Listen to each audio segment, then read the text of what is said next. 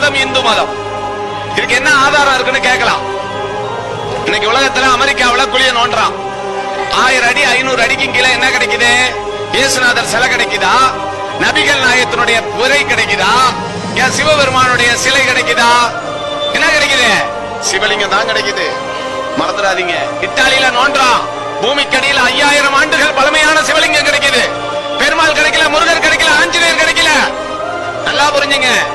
Germany, Italy, France, Malaysia, Singapore, உலகத்தில் உள்ள அனைத்து நாடுகளில் இருந்து கீழே இருந்து கிடைக்கின்ற ஒரே உருவ வழிபாடு அது சிவலிங்க வழிபாட்டை தவிர வேற எதுவுமே கிடையாதுயா.